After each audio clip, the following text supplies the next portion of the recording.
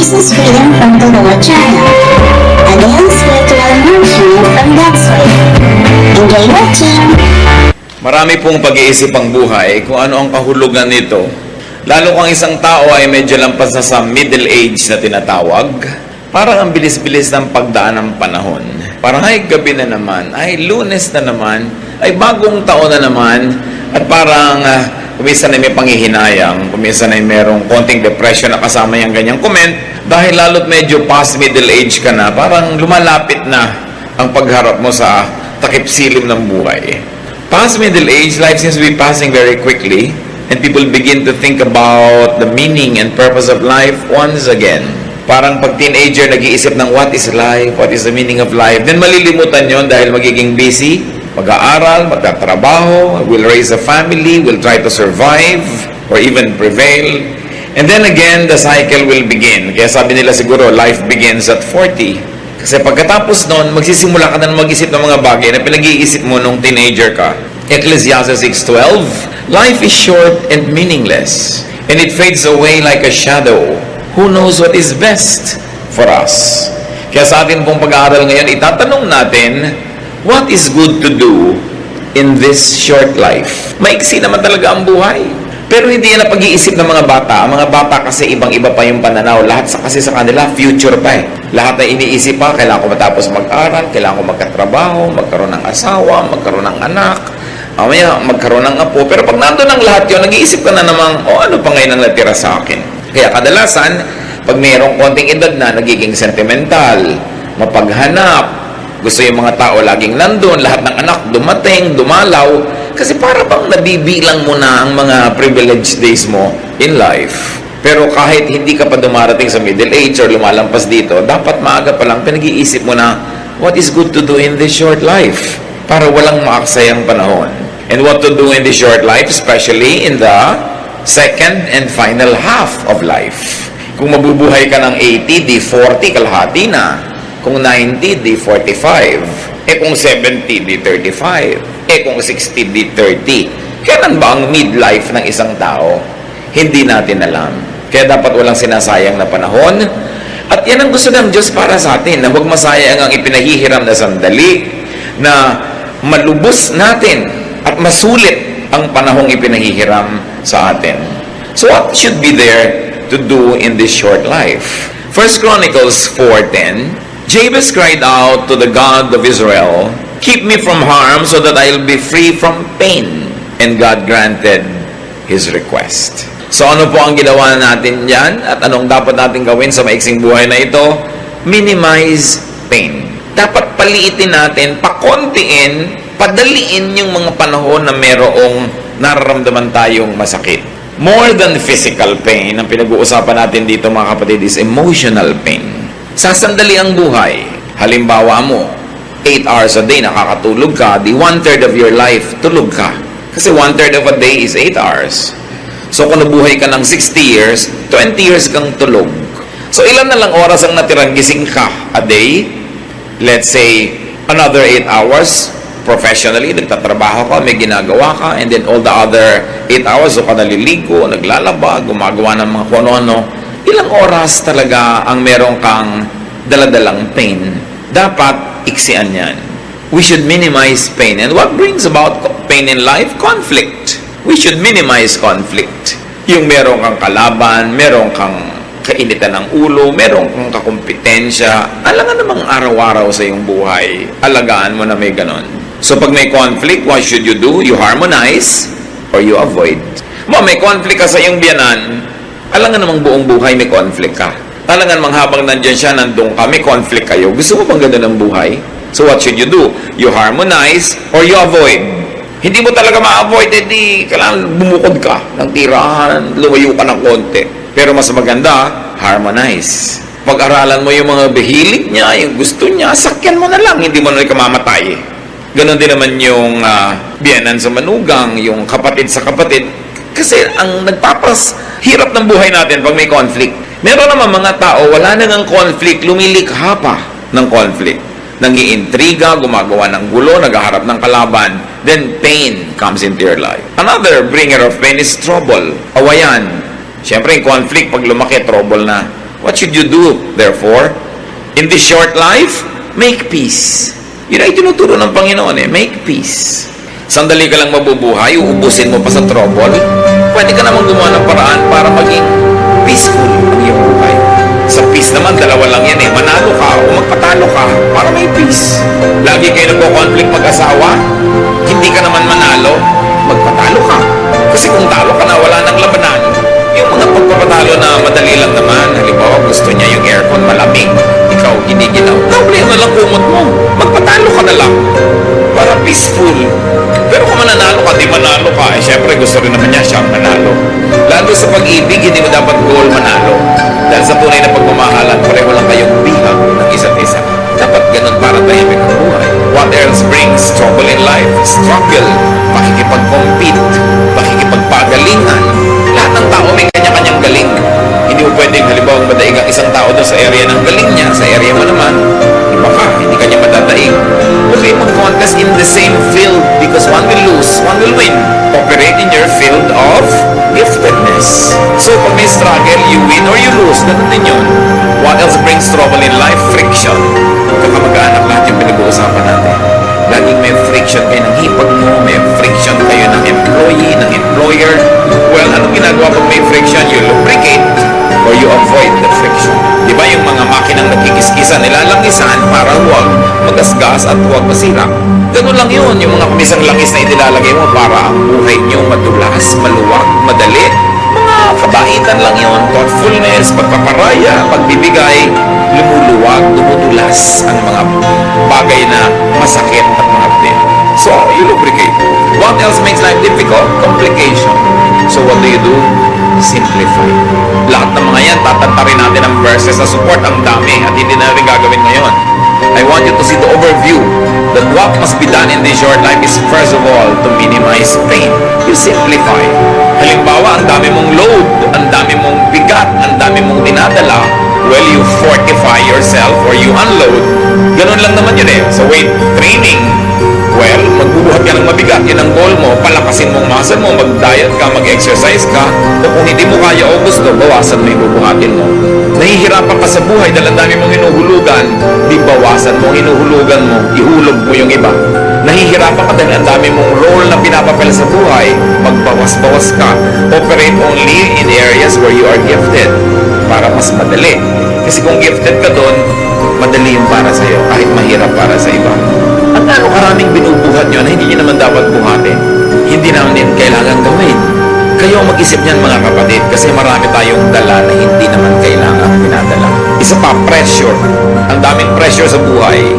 Dalawa lang pwede mong gawin. You yield or you avoid the pressure. Magpa-press ka nga sa pressure o umiwas ka. Remove or avoid your cause of pain. Physical pain, isa yung problema. That's why we try to be healthy. We try to live a balanced life para mabawasan natin yung pain or ma-avoid. Emotional pain, halimbawa. Spiritual pain, pag alam mong lumalabag ka sa kalooban ng Diyos, hindi ka mapakali, may guilt feelings ka, ba't ka lumalabag? Di sumunod ka na lang. Mahirap pong sumunod. Di ba nahihirapan ka rin naman sumuway? Pareho lang mahirap. Dito ka na sa pagsunod, wala ka pang guilt. Nagigilty ka pala, hindi ka mapakali. Pastor, binabagabag po ako ng konsyensya ko dahil meron po akong affair. Di tanggalin mo. Alam mo pala bumabagabag ka Simplify life para mabawasan yung pain. So you remove or avoid the cause of pain or desensitize yourself to pain. Bakit tayo may mga kalyo na tinatanggal nila pag nagpapafoods pa ka? Kaya ka may kalyo dahil laging gumagasgas yung sapatos, may conflict, di ba? Merong friction. Yung sinusuot mo sa paa at saka yung paa mo. So sa area na laging may kiskisan, may friction, yung paa mo gumagawa ng paraan para huwag masaktan. Naglalagay ng kalyo. Tapos tatanggalin mo pag nagpapafoods pa ka, di masakit ulit. Hayaan mo marami kang kalyo para di ka masaktan. Kita mo yung mga tao makakapalang paa, nakatapak na ng tamtax, di pa nalalaman. Ang kapal ng paa Kaya kailangan sa buhay mga kapatid, kung minsan kinakapal-kapalan mo. Medyo makapal-kapal ang mukha natin para hindi tayo laging nahihiya. Kinakapal-kapalan mo ang sikmura mo para marami kang pwedeng kainin na hindi nasisira yan. Physically, emotionally, and spiritually. Baka masyadong maramdamin. Palahingi ka naman, hindi mo naman maiwasan hindi humingi dahil wala ka naman talaga, hingi ka ng hingi. Kapalan mo na ng konti, hindi yung pag napagalitan ka, nagdaramdam ka pa, pero tinatanggap mo rin naman.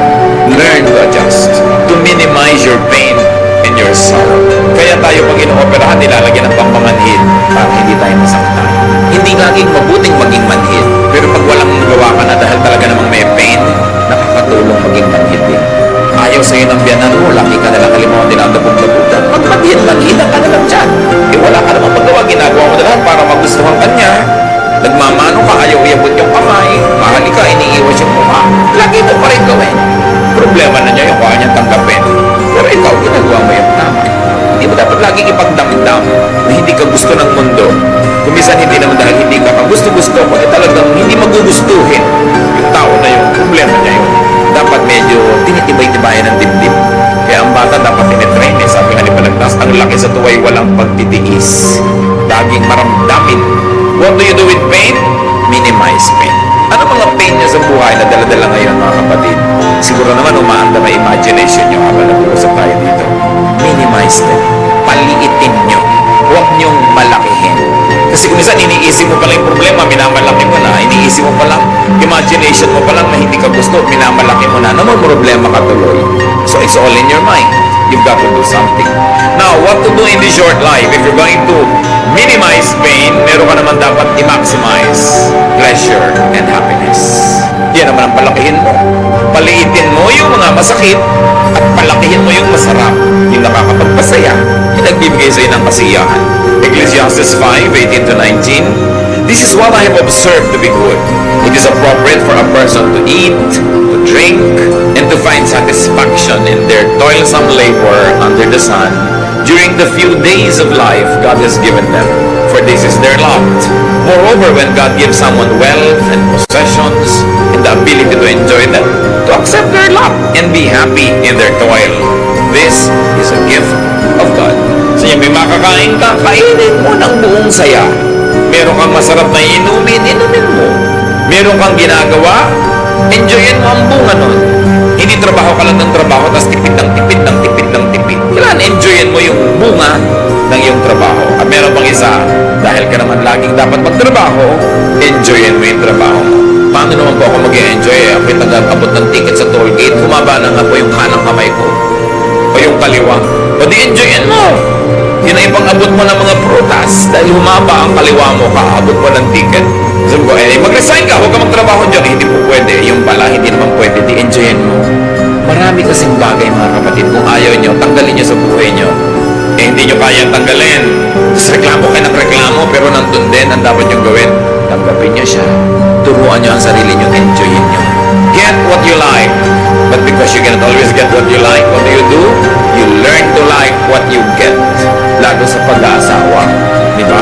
You get what you like, or you like what you get. Pero hindi pwedeng ayan-ayan, laging nandyan, tapos tinatanggihan pa rin ang kalooban mo, pero nandun din. Malilito ka lang, magkadalawang loob, maguguluhan. Enjoy what is there. Huwag laging nagigilty pag nag-e-enjoy sa buhay, lalo't pinaghirapan nyo. Yung mga iba, maghirap ang bansa natin, bakit bumibili ka pa ng ganyan? Naghirap naman ako, bakit ba? Hindi ko na pinapyahan. At sa lagay ko ba naghihirap yung bansa? Lagi na lang din ako maghihirap. Laging ganun yung mga policy natin eh. Mahirap ang bansa. Pwede naman ako mag-enjoy. Ba't ko idadama yung sarili ko sa hirap?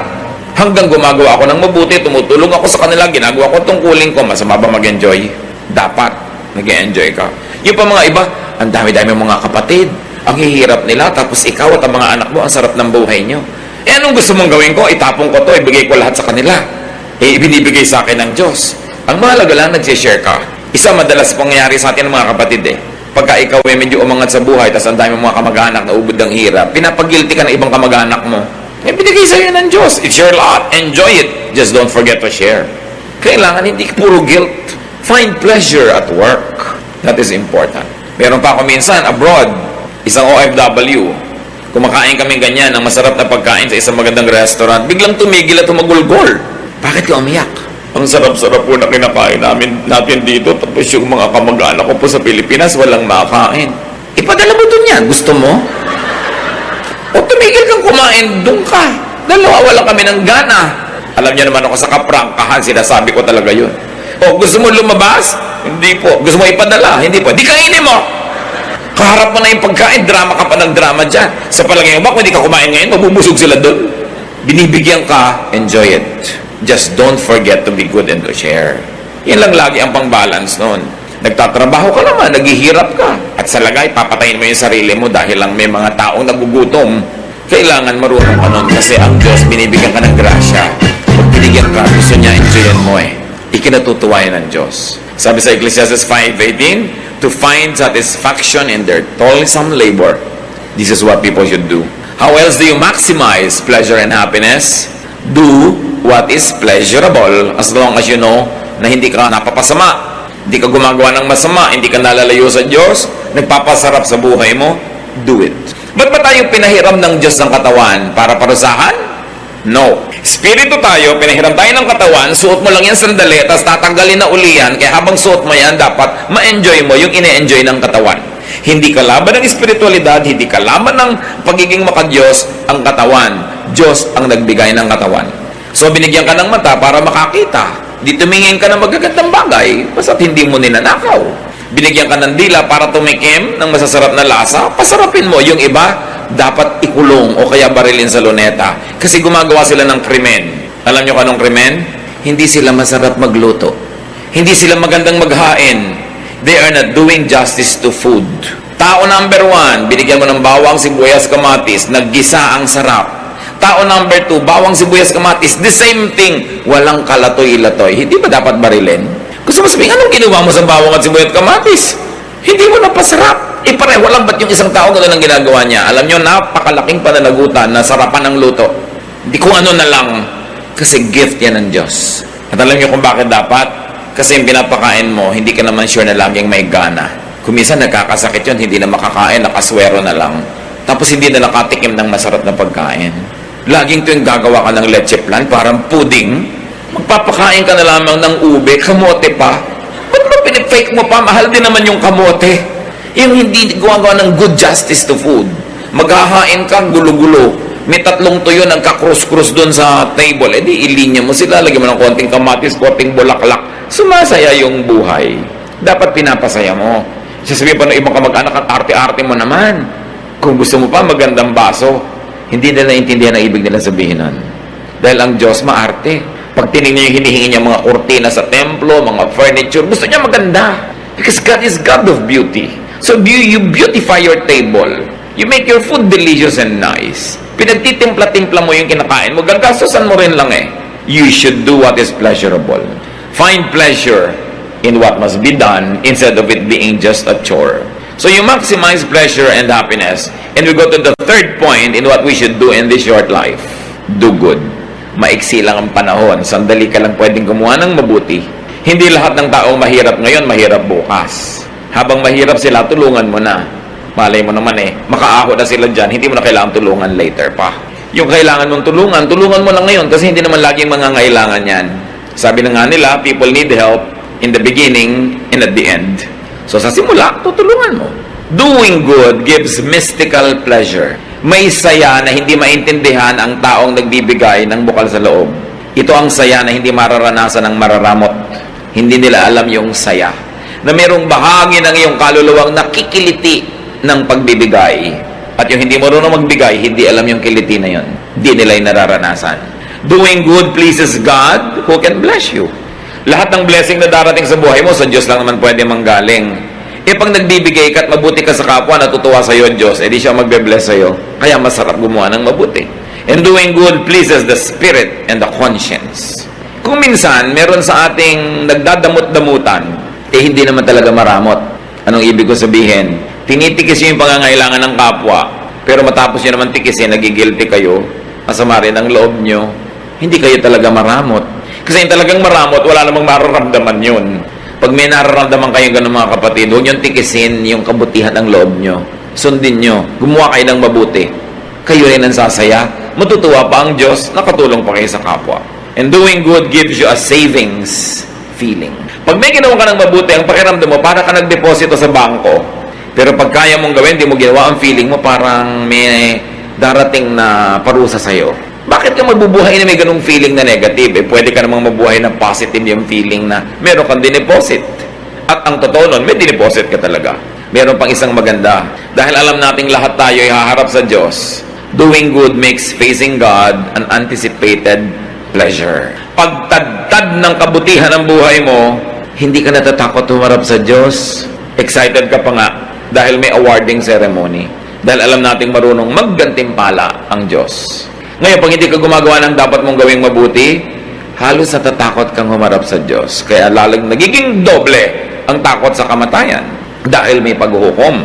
Matthew 16:27, "The Son of Man will soon come in the glory of His Father and with His angels to reward all people for what they have done." Ang gantimpala ng Diyos ay para sa ating ginawa. So dapat gumagawa ka ng mabuti. Naglilingkod ka sa kapwa. Naglilingkod ka sa kaharian ng Diyos dahil alam mong walang sayang, may gantimpala. Sasandali ang oras natin para mag-ipon ng mga kayamanan sa langit. Huwag tayong magsasayang ng panahon. Dapat araw-araw, linggo-linggo, buwan-buwan, taon-taon, merong nadagdag tayong kayamanan doon sa langit. Revelation 20:12, "I also saw all the dead people standing in front of that throne. Every one of them was there, no matter who they had once been. Several books were opened, and then the book of life was opened. The dead were judged by what those books said they had done." So ang magiging halaga mo doon sa walang hanggan ay yung nagawa mo dito sa lupa na may hangganan. May limitasyon, may bilang, konti lang ang panahon. Hindi dapat nasasayang. Kasi ang magiging halaga mo doon sa eternal life, sa eternity, yung performance mo dito. Siyempre, yung kulang sa performance natin, pinupuno ng Panginoon, lalo yung para ka maligtas, hugasan ang mga kasalanan mo, kahit ano naman gawin natin, hindi natin lubos magagawa yun. Kaya meron tayong tagapagligtas, si Jesus. Pag tinanggap mo siya sa iyong buhay, yung kulang sa iyo, ilalagay niya para ka mapuno, maligtas. Pero kaligtasan ang sinasagot ni Jesus, hindi service, hindi ministry. Ikaw ang gagawa nun. Believing in the Lord Jesus Christ and accepting Him into your life saves you. But after salvation, after you have accepted Jesus as Savior, then you have to follow Him as Lord. That means, susunod ka, maglilingkod ka. Bawat araw na ipinahihiram, binibigyan tayo ng pagkakataong mag-impok ng kayamanan sa langit. Dapat, hindi nasasayang. At habang gumagawa tayo ng mabuti, yung iba naman may nalilimutan. Kaya paalalahanan natin, do not forget to do and do not neglect doing good to yourself. Kasali ka, kapatid, sa gagawan mo rin ng mabuti. Yung iba ang buti-buting anak, ibinigay na lahat sa magulang. Ang buti-buting kapatid, ibinigay lahat sa kapatid. Pero pag tiningnan mo siya, mukha siyang naghihingalong tipaklong kasi hindi siya kumakain ng masarap, hindi siya nagbibihis ng maganda, wala na siyang fun, wala siyang pasyal. Hindi yon. Dahil ang sabi sa Mark 12:31, "Love others as much as you love yourself." So what is the presumption here? That you love yourself. And it's not bad. God likes you to love yourself. Because you are not your own. You are God's. You were bought at a price. So, you are God's property and you must love all of God's properties, including yourself. Yung iba, minamasama nila pag mahal mo yung sarili. Hindi. Ang sabi ni Lord, mahalin mo ang kapwa mo, gaya rin ang pagmamahal mo sa sarili mo. In other words, okay lang sa Diyos as gusto niyang mahalin mo ang sarili mo. Kaya lang, mahalin mo rin yung iba. Tulad ng pagmamahal mo sa sarili mo, hindi sarili mo lang. Yun ang point. Hindi sinasabi sa ating huwag mong mahalin ang sarili mo at iba lang. Sabi niya, mahalin mo sila gaya ng pagmamahal mo sa sarili mo. Dahil nakakatiyak ang Panginoon na kung susundin natin yon, mabuti tayong magmamahal ng kapwa. Dahil mabuti naman tayong magmahal ng sarili. So malaking crime na to love yourself. Because when you don't love yourself, you have no love in you, and you cannot give what you do not have. Love others, but love yourself also. Isa pa pong kinakatakutan lagi ng mga tao, anong mangyayari kaya kinabukasan? Anong mangyayari sa future? Marami yan, mahilig magtanong, naku, pastor, malapit na yata magunaw ang mundo, bumabaha na po sa ano. Luma na yan, mas malaki yung baha ni Noah. Wala nang tatalo pa doon. Hindi bago yung bakabaha na yan. Bakit po ganyan? Parang naiiba ang klima. Maraming beses ang nag-iba ang klima ng planeta, kaya lang wala pa tayo nun dito, kaya di natin alam. Nag-iiba lang yan, huwag kayong matakot. God is God of climate. May nagaganap ba? May lumalaglag ba kahit isang patak ng ulan sa lupa na hindi alam ng Diyos? Hindi niya pinayagan? Tumabingi na daw yung mundo. Tumabingi na ngayon ng Noah's flood, kaya nagkaroon ng season. Kaya magpatiwa-tiwarik yung mga nasa Australia nga, nasa ilalim, hindi pa rin sila nalalaglag. Marami tayong mga pinoproblema na hindi naman natin dapat problema kasi hindi tayo Diyos. Naku, paano po kaya ang global warming? Diyos ka ba? Hindi po, ayaw kong pakialaman. Magtipid ka ng kagagamit mo ng aircon, huwag kang magbutasin yung ozone layer, have an environment-loving lifestyle, yun ang pwede mong gawin. Pero hindi mo kayang pigiling matunaw yung mga bundok-bundok na yelo sa North Pole. E paano ko kung lububog ang mga mabababang lugar? E di tumira ka sa ibabaw ng Mount Mayon. Alam niyo kung bakit napakarami ngayon taong nasasalanta ng mga baha? Kasi hindi naman natin dapat tinitirhan yung tinitirhan natin ngayong mga lugar eh. Bakit ka lumulubog sa mga ganyan-ganyan? Eh kasi naman yung architecture na ginagawa natin hindi bagay sa ating klima. Kaya nga yung mga sinaunang bahay sa Pilipinas may mga silong, matataas ang silong. Natural bumabaha pagkatagbaha. Eh kung mataas yung silong mo, hindi ka lulubog. Eh nakabunggalo ka, lulubog ka nga. So sinisisi mo yung Diyos. Diba? Tinitasan mong bahay. May silong ka pa. Eh, mahirap kasi bunggalo-bunggalo lang yung mga bahay ngayon. Ginagaya natin yung mga bahay sa Amerika na ngayon, lumulubog na rin yung mga bunggalo nila. Yung mga tabi ng ilog, tinitirhan natin. Eh, hindi naman tinitirhan yan. Tapos yung mga gilid ng ilog, sinasakot mo, hindi naman sa'yo. Pagkatuloy dumating yung maraming ulan, walang puntahan, di natural, pagpasok sa bahay mo, nalandun tayo. Dami-dami pang lugar sa planeta na walang bahay, hindi rin pinapaha. Mali lang ang lugar ng mga tao. Kaya dapat yan, iniisip natin, okay, walang nakatakot sa mga ganyan. Because God is God. Gusto ba niyang ilubog ang lahat? Tulad nun, hindi ba binuhay niya si Noah? Eh, dapat ang isipin niyo, sana pag pinalubog ng Diyos ang lahat, naisipan naman niya akong buhayin. So, i-please mo ang Diyos. Dahil siya may hawak eh. Huwag mong hawakan yung hindi mo kayang hawakan. Huwag mong problemahin yun, hindi kayang lutasin. At pag walang kalutasan, eh, hindi problema yan. Dahil ang problema, may kakambal na solusyon. Pag walang solusyon, therefore, hindi problema. Hindi dapat pinoproblema kasi walang solusyon. Tanggapin mo lang, mag-adjust ka. Iniisip ko, ano kaya mangyayari kung ganito, pagdating ng panahon, para tayo sumaya, what to do in this short life, mga kapatid, live by the day. Hindi mo alam ang mangyayari sa isang taon, pero alam mo ba nangyayari ngayon? Opo, hindi ngayong nakabuhay. Kasi ito alam mo, bakit pinapa-fast forward mo yung wala pa? Matthew 6:34, don't worry about tomorrow. It will take care of itself. You have enough to worry about today. Talin niya sa isip niya. Huwag mong alalahanin yung bukas, aalagaan niya ang sarili niya. Ang alalahanin mo lang yung ngayon. At siguradong yung ngayon, kayang-kaya mo yan sa tulad ng Diyos. Nanghihina lang ang loob mo kasi yung mga darating pa, sinasolve mo na ngayon. Pagdating niya, tsaka mo solve it. Malay mo lang, pagdating nun, wala ka na rin mo. Tapos pinublema mo pa, doble lugin mo. Enjoy the day, savor the moment. Ang araw na ito, pahiram. Gamitin mo mabuti. Yung nakaraan, kahapon, kumbaga sa pera, nagastos na yon, wala na. Yung bukas, promissory note lang yun, hindi mo alam kung matutong pa darating. Ngayon lang yung cash. Spend it. Enjoy it.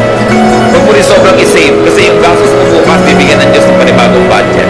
Binudget ka ngayon, di mo ginastos. Kailangan mo bukas. Eh, bukas may iba na naman budget yun eh. Because the blessing of the Lord is new every morning. It's new, hindi siya kulang. Minsan, you're playing too safe, so parang ka rin magtipid, hindi ka na nag-enjoy. Although, hindi naman nag-save ka kahit paano. Kaya dapat binabalance mga kapatid, dapat alam mo rin how to enjoy the day. Kasi ang araw na ito, pag hindi nyo na-enjoy, hindi na ito. Papalik ang gagawin nyo. Tapos na to. So habang narito, lasapin. Bukas, may panibagong grasya. Bukas, nandun pa rin ang Diyos. Napakaganda ng inilaan ng Panginoon para sa atin. Sabi, no eye has seen, no ear has heard, no mind has conceived what God has prepared for those who love Him. Ibig sabihin, papaganda yan, hindi papangit. Huwag masyado magpatakot sa mga nananakot lagi. Ang mahalaga, please God, trust God, enjoy the moment, do good.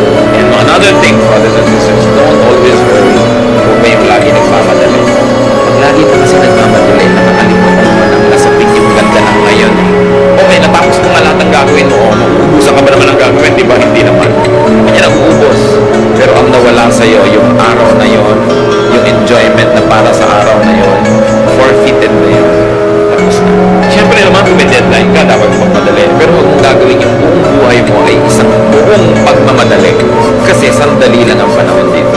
Dapat marunong rin mag-tracing. How do you enjoy the day, brothers and sisters?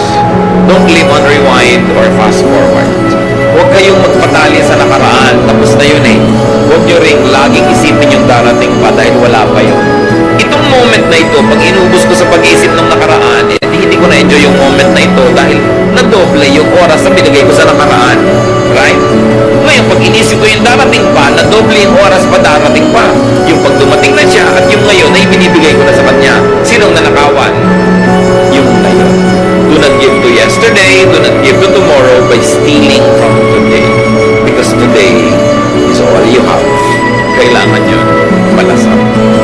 worry and pain comes from regret about the past and fear about the future.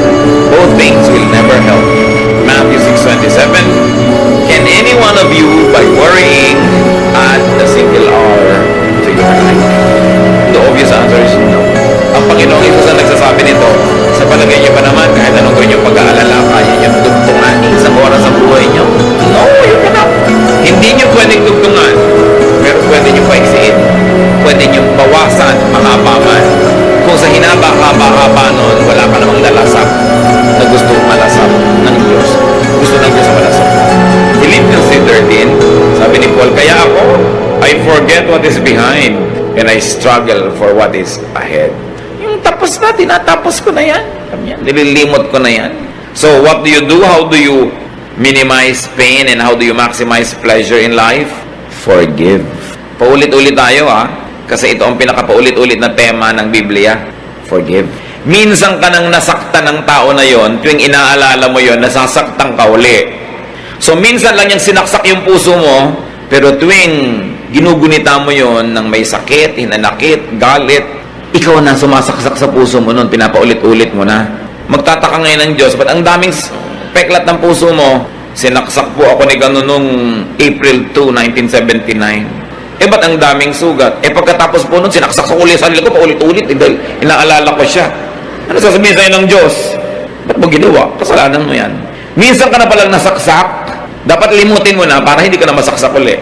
Pero pag lagi mong inaalala, ikaw na nagpapahirap sa buhay mo nun. Kaya ang itinuturo ng Panginoon, forgive. Why forgive? Kasi hindi mo na pwedeng ibalik yung panahon. Nangyari na Magpatiwati-wari ka man dyan, hindi na maibabalik. So magpatawad ka para yung natitira pang oras sa buhay mo, huwag madamay dun sa nasira na noong nakaraan.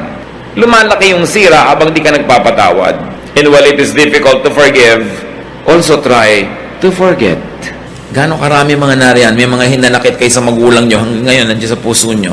Dahil napakaraming nabasag na palayok sa mukha nyo yung nanay nyo. Diba? Dahil may initin ng ulo, sa inyo galit na galit. Pero yung iba nyong kapatid, hinihimas-himas pa niya yung mukha. May ganun diba? Okay, unkind sa yung magulang mo nun. Nung pa yun, tapos na. Habang inaalala mo ngayon, ikaw na yung unkind sa sarili mo. Dapat mo malaman ikaw na gumagawa niyan dahil hindi na nila uulit. Nasa ba yung magulang mo nun na hinahataw ka ng palayok? Patay na po. Ba't ang dami po rin pasa? Hinahataw-hataw ko po sarili ko Inaala-alala ko. Di, sino may kasalanan? Ikaw. Tandaan niyo mga kapatid ano man yung atraso sa inyo ng mundo, ng taong ito, hindi na yun matatanggal kasi tapos na. Ang pwede nyo nalang gawin, huwag nyo nang i-replay, Kayo pag nakakita ng pangit na eksena sa pelikula, gusto nyo replay, rewind. Di ba ayaw nyo?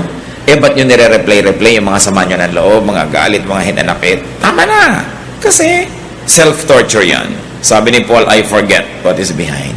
If you cannot forget it because you're godly, at least forget it because you're wise.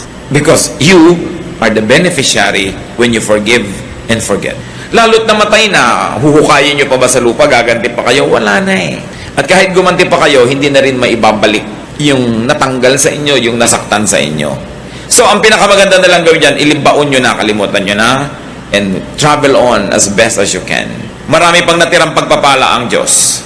Ngayon, nabubulag tayo, hindi natin nakikita yung pagpapala kasi lagi nating nililingon yung dating mga pait at dusa at hirap ng buhay natin. Nadadaya tayo. This is the work of the enemy. The enemy deceives us into being tied down to the past and too scared about the future that you forget to enjoy today. Si Lord ang may sabi, live by the day. Let tomorrow worry about itself. Alam niya ang itinuturo niya sa atin. At panglima, that we should do in this short life, prepare to meet your God because you will. Ecclesiastes 12:7, pag namatay tayo, the dust returns to the ground it came from, and the spirit returns to God who gave it. Yan ang sure. Hindi tayo sure tungkol dyan sa mga mangyayari sa mga planeta, pero may isang sure, you will meet your God. So prepare for it. That's why you do good. Kung ano man yung good na yon, kayo mag-define sa buhay nyo. Kasi alam nyo rin what is bad. Do good.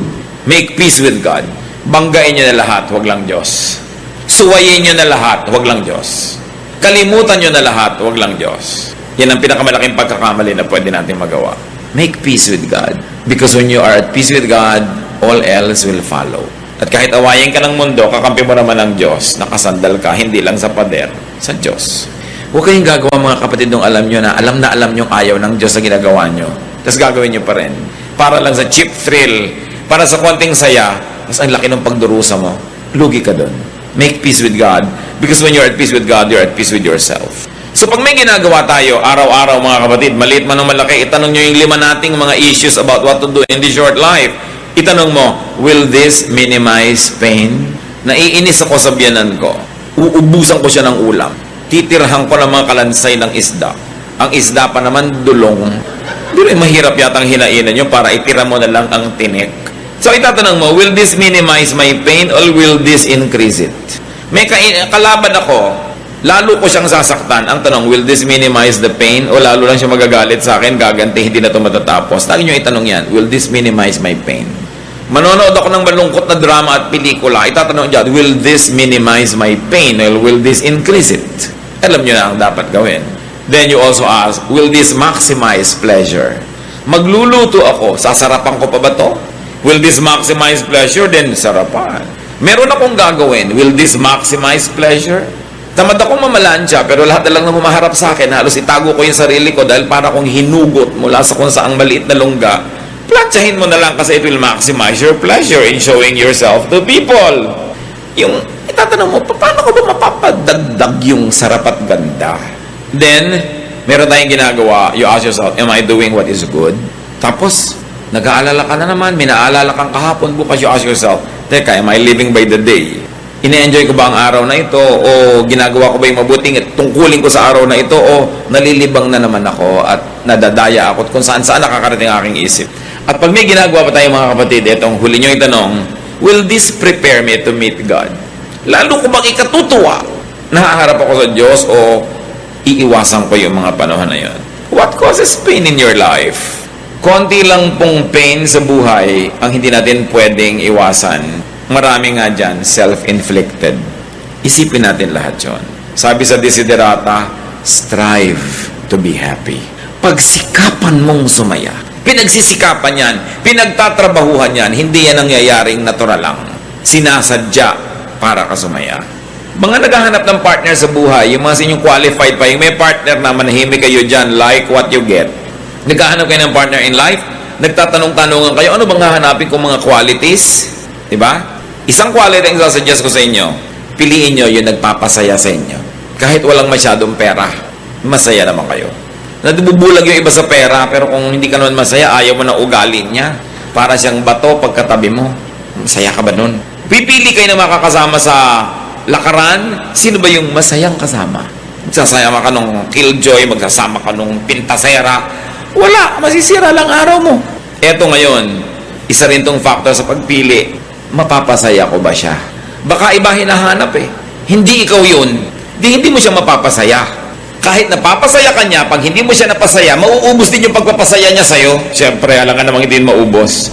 Kasi palitan yan eh. So sa pagpili, bigyan nyo ng malaking halaga yung masaya ba kayo sa taong ito. Hindi yung, nag-aaral yan dentistry, sa dami ng bubunutin niyang ngipin, kikita tayo. Hindi yun. Kasi kahit naman siya mahirap ngayon, hindi mo alam kung yayaman din yan eh. Yung mayaman, hindi ka naman sure kung maghihirap yan. So, hindi yun ang pagbabasihan mo. Hindi rin yung itsura. Mala nyo, huwag naman mangyari, naabusan ng kumukulong mantika. Naging mukhang parang chicharong bulaklak yung dating mukhang orchid niyang kutis. Eh, kung yun lang yung kasiyahan mo, di nawala na. Pero yung ugali, madilim at maliwanag, yung ugali pareho yun. Kaya na po, sasaya ba ako sa ugali niya? At kung ngayon pa lang, meron kayong boyfriend, girlfriend, hindi naman kayo masaya sa ugali, at mukha namang walang senyales na magbabago ito, eh mag-isip-isip kayo. Alangan namang ubusin nyo ang isang buhay na ang kasama nyo, hindi kayo masaya. Iniisip yon. Sino ang magandang kasama? At maganda ba kayong kasama? Masaya ba kayong kasama? Alam nyo, 2 bagay ang mahalaga sa buhay. Tanggalin natin yung mga religious kung ano-anong baggage. 2. Dapat, masaya at dapat magaan. Pag masaya kayo, magaan ang loob nyo, kahit daganan kayo ng bundok-bundok na problema, you will survive. At yun, nasa ugali. Tiyakin din natin yung ugali natin, ini-improve natin na tayo yung magaan kasama at masayang kasama. It is a ministry. Sa palagay niyo, ang Panginoong Jesus, bakit ang mga makasalanan, yung mga kung sino ang hilig sa kanyang sumama? Kasi kahit hindi siya nagko-compromise, kahit yung tama, laging tama, mali, laging mali, pero magaan siya magdala. Hindi siya nakakasakal. Masarap siyang kasama. That's why he was a friend of sinners. Dapat gano'n din ang ating policy. Kano karami pang araw, oras, linggo natitira sa atin mga kapatid na ipapahiram ng Diyos? Kung may nasayang na tayong marami nun, tigilan na natin yon. Let's maximize our happiness. Let's maximize the happiness of people around us. Maging agent of peace and happiness tayo. And let's minimize our sorrows. Kama namin, turuan mo kami maging marunong. Ma-identify namin yung nagpapalungkot na pwede namin alisin, nagpapahirap na pwedeng bawasan o buong-buong bunutin sa buhay namin. Malaman namin kung ano yung mga nagpapasaya, nagpapagaan, yun ang aming paramihin pa. Turuan mo kaming laging gumawa ng mabuti, makipagkasundo sa iyo at maging handa sa pagharap namin sa inyo. Magbulay-bulay tayo mga kapatid sa ilang saglit ng katahimikan. Ang gusto ng Panginoon sa atin isang buhay na maginhawa, masaya at tahimik. Let's ask the Lord to reveal to us our self-invented, self-manufactured, and self-inflicted pain. Lord, reveal yourself to us as we spend some time in silence. Speak to us.